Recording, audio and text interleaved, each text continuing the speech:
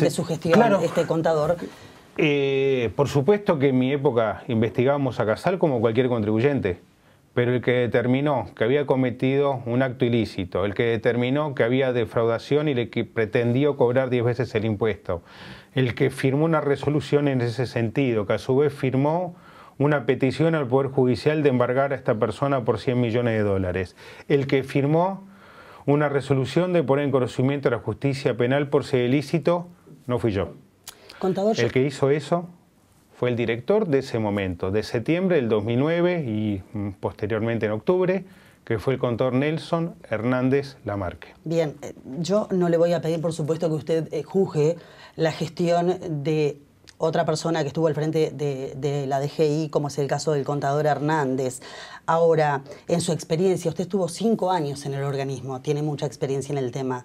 ¿Usted comparte lo que se hizo inicialmente, por ejemplo, de denunciar la justicia penal por defraudación, de trabar un embargo? ¿Usted cree que el camino era ese? Lo que le marca la obligación al director de turno de la DGI es que, tomando los elementos exclusivamente técnicos, debe tener la convicción de que la empresa, el empresario, cometió un delito.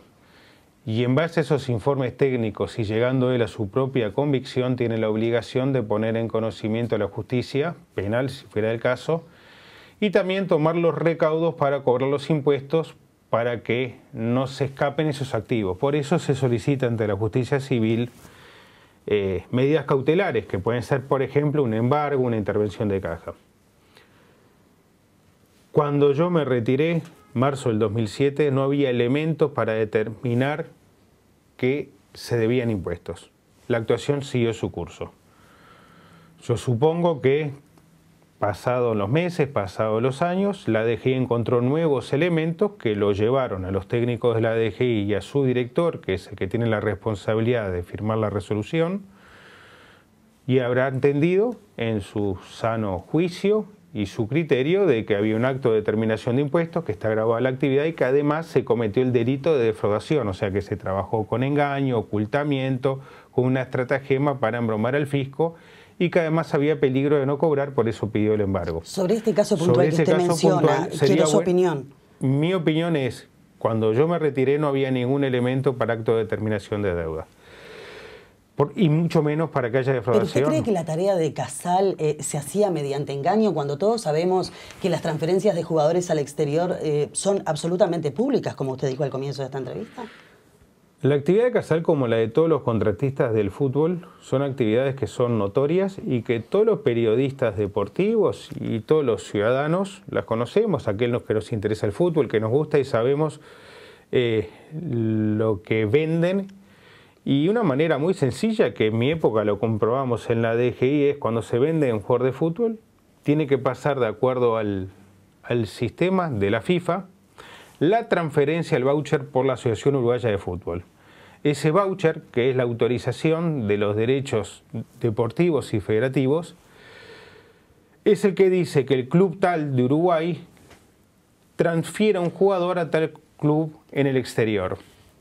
Por tanto, lo que hacíamos nosotros era concurrir, nosotros, la DGI, a través de un equipo especializado, periódicamente, le puedo decir que todos los meses, a ver qué jugadores fueron transferidos. Y esos jugadores que eran transferidos, vamos a suponer el fútbol italiano, era muy sencillo comprobar el monto, porque usted puede cantar un número en Uruguay y puede haber otro número en el otro país. O sea, entre comillas, puede haber una estratagema, un engaño. ¿Qué hacíamos? Era muy sencillo. Era entrar vía internet a ver los diarios de Italia, por ejemplo, y decir, bueno, ¿en cuánto compró el Lazio, el Milan, el Juventus, tal jugador uruguayo? Y eso se comprobaba con otro, o sea que los montos no solamente se leían a través de los periodistas deportivos en Uruguay, sino que lo comprobábamos con la prensa del exterior. Pero, contador, usted me está diciendo entonces con esto que existían y existen los mecanismos para conocer la actividad, incluso sus montos. Sí, eso nunca entonces se aquí discutió. No hay engaño. No, nunca hubo engaño y es una actividad pública conocida por todos.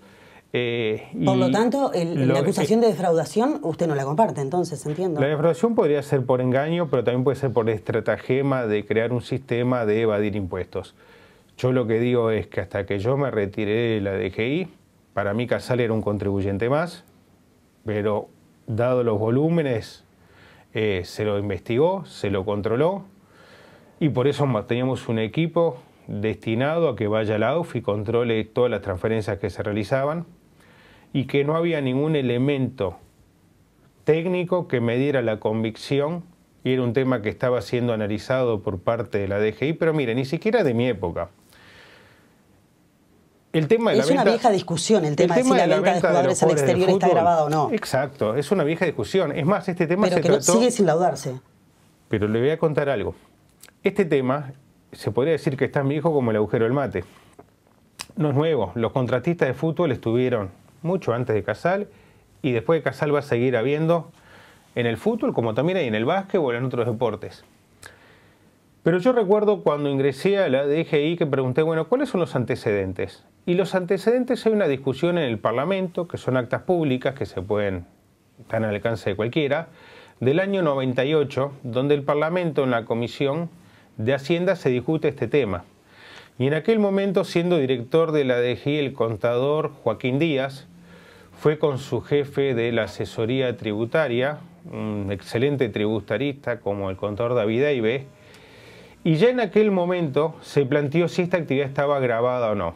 Y en aquel momento, en el año 98, la posición de la DGI, expresada en el año 98 por su director y su jefe de asesoría, era que esta actividad no estaría grabada. ¿Y su opinión sobre el tema cuál es? ¿Debería estar grabada o no?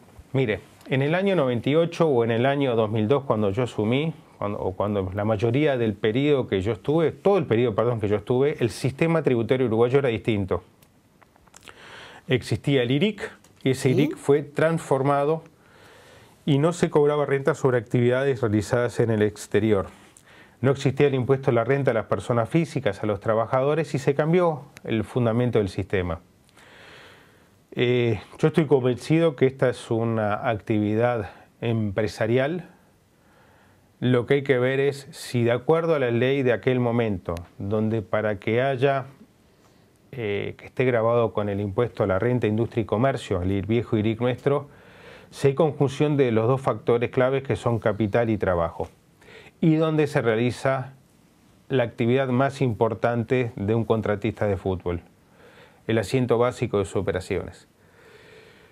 Es una vieja discusión que hay en Uruguay. La mayoría de la cátedra tiene una posición, de hecho lo presentaron a nivel judicial, pero eso era en el viejo sistema del impuesto a la renta de antes.